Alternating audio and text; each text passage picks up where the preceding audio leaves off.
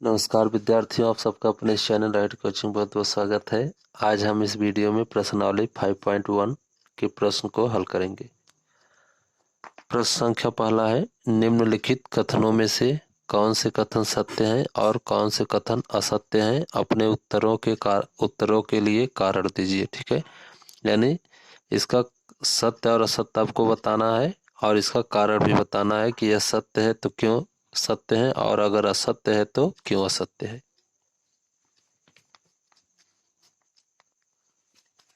तो पहला प्रश्न आपको दिखाई दे रहा होगा।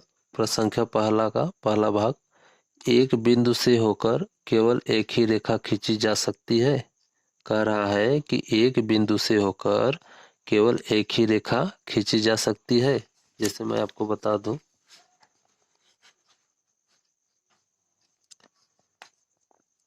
एक बिंदु, जैसे मान लीजिए क्या है, एक बिंदु है। ठीक है, अब एक बिंदु से तो केवल एक रेखा तो खींची नहीं जा सकती, यानी एक बिंदु से बहुत सारी रेखाएं खींची जा सकती हैं। जैसे देखिए,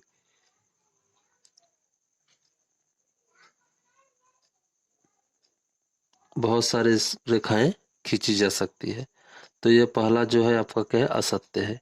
तो मैं यहाँ लिख देता हूँ पहला का उत्तर में पहला लिख देता हूँ,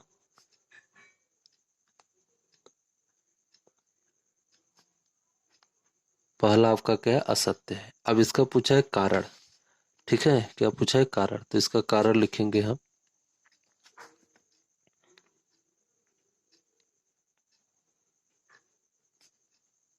कारण। कारण होगा मित्रों, एक बिंदु से अनेक रेखाएं खींची जा सकती है, खींची जा सकती है। एक बिंदु से अनेक रेखाएं खींची जा सकती है। इसका कारण यह होगा। तो जैसे मान लीजिए ये ओ बिंदु है। ठीक है, इस ओ बिंदु से जो है बहुत सारी रेखाएं खींची जा सकती है। तो मैं यहाँ लिख सकता हूँ,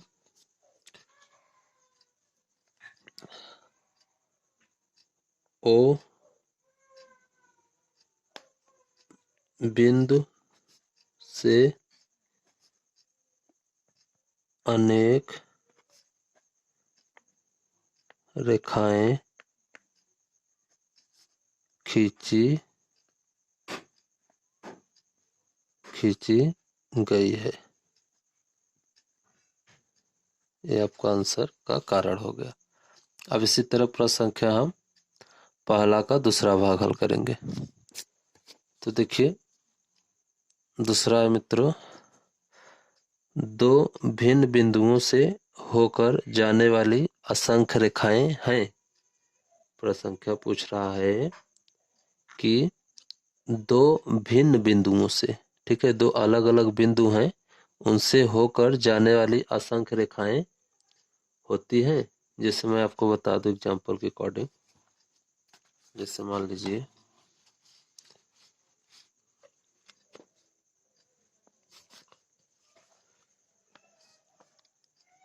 एक बिंदु ए हो गया और एक बिंदु ए हो गया। ठीक है, अब देखिए दो बिंदु ए आपके सामने दिखाई दे रहे हैं। ठीक है,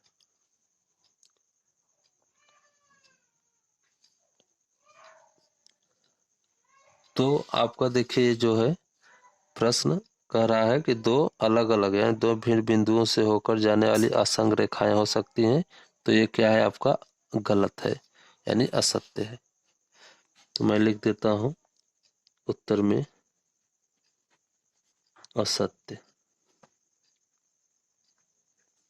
असत्य। अब असत्य क्यों है, जैसे देखिए ये दो बिंदु हैं। ठीक है, मान लीजिए ए बिंदु है और ये बी बिंदु है। ठीक है, ए और बी बिंदु है। अब इन दोनों बिंदुओं से जो है केवल एक ही रेखा जा सकती है। ठीक है, इन दोनों बिंदुओं से होकर कितनी रेखाएं जा सकती है? केवल एक रेखा जा सकती है, इसलिए असत्य है। तो कारण लिखेंगे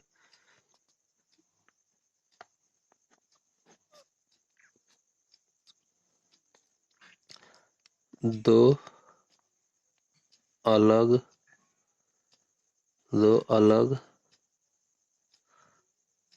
अलग बिंदुओं से दो अलग अलग बिंदुओं से केवल एक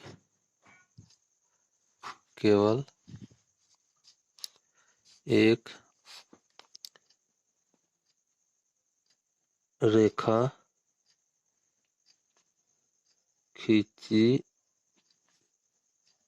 जा सकती है।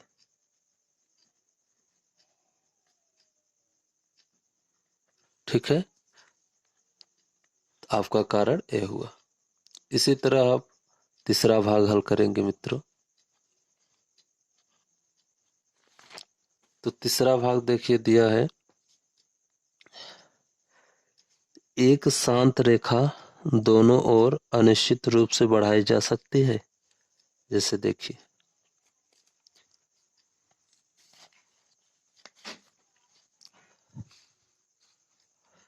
देखिए, तीसरा पूछा है,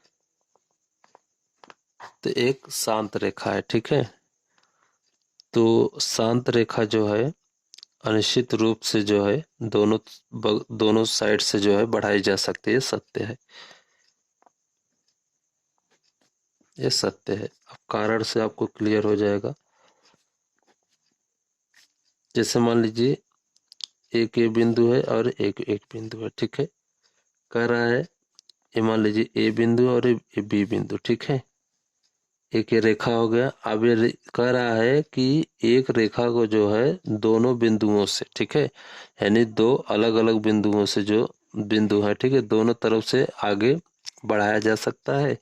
तो सतह बढ़ाया जा सकता है। देखिए कैसे आप इसको बढ़ा सकते हैं, आगे इस साइड से भी बढ़ा सकते हैं, अपने आवश्यकता अनुसार चाहे जितना बढ़ा सकते हैं।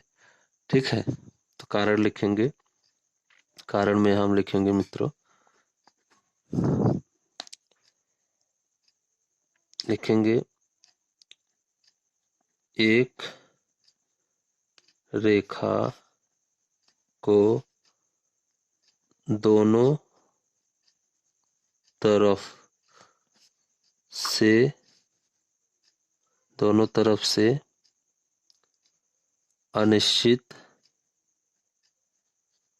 अनिश्चित रूप से आगे बढ़ाया जा सकता है।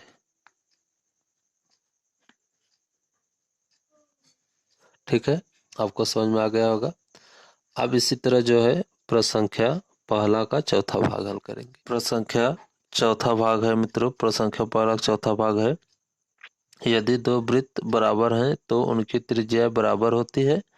तो आपको जान लेना होगा, क्योंकि वृत्त की अगर त्रिज्याएं बराबर हैं तो वृत्त भी क्या होंगे, बराबर होंगे। तो यह कथन सत्य है। तो आइए कारण के साथ आपको बताते हैं।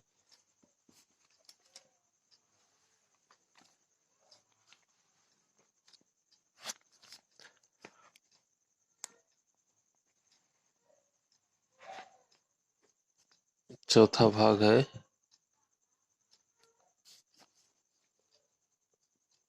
सत्य है।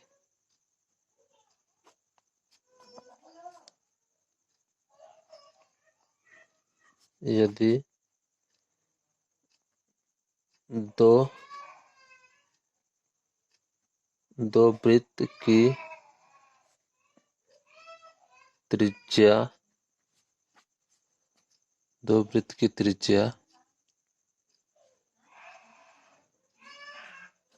आपस में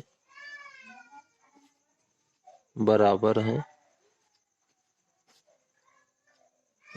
हैं तो वे आपस में बराबर होंगे।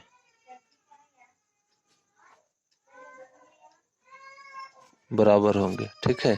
यानी वृत्त की त्रिज्या अगर बराबर है तो वृत्त भी क्या होंगे, बराबर होंगे। क्योंकि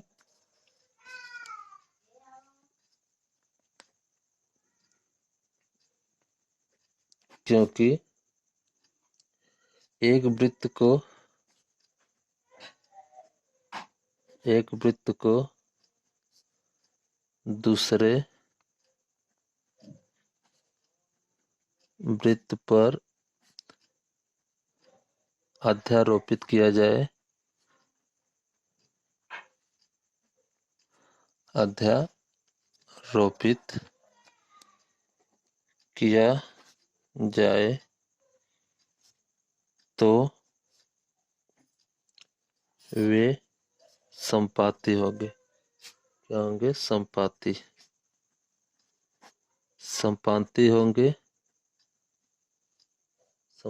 होंगे। यूक्लिड की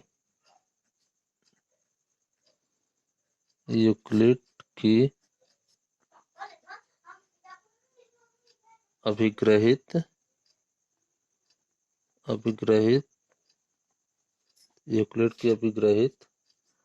चार के अनुसार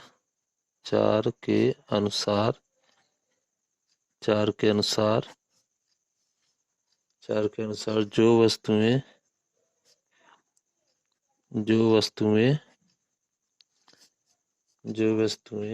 संपाती होते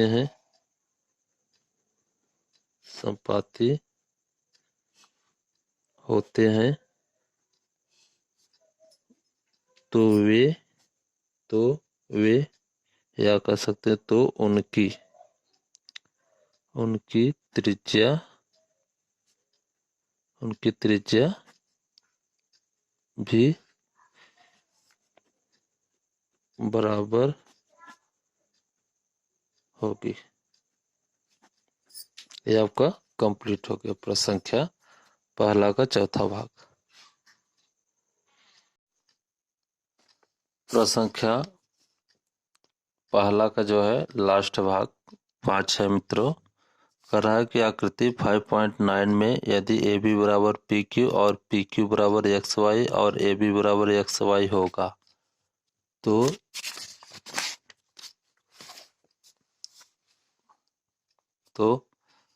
यहाँ पे दिया है। ठीक है, तो आइए इसको अब बताते हैं आपको। यहाँ पे दिया गया है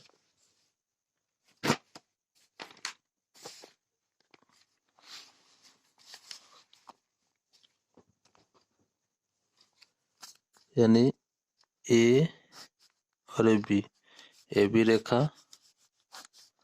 ये है पी क्यू रेखा और ये है एक्स वाई रेखा। ठीक है,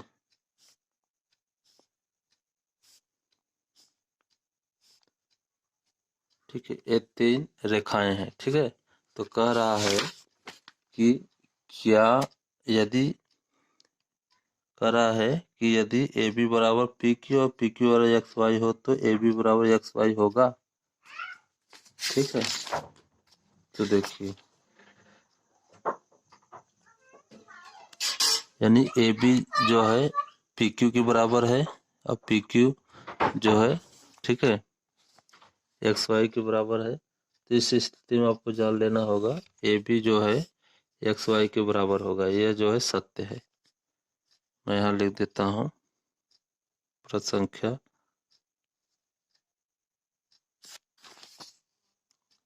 संख्या मित्रों 5वां है पहला का।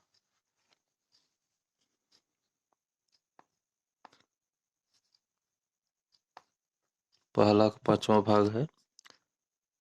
यह कथन सत्य है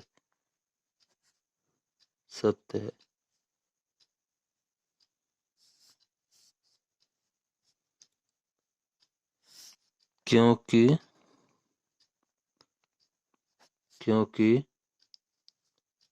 यूक्लिड के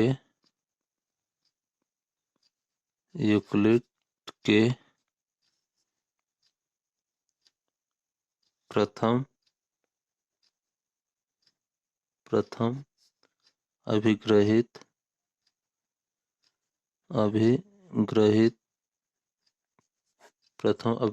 के अनुसार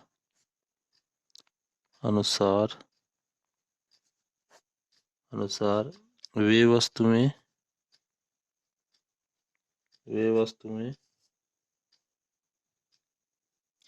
जो, यहाँ लिख देता हूँ, जो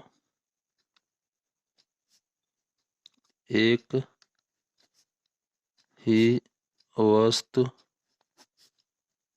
के परस्पर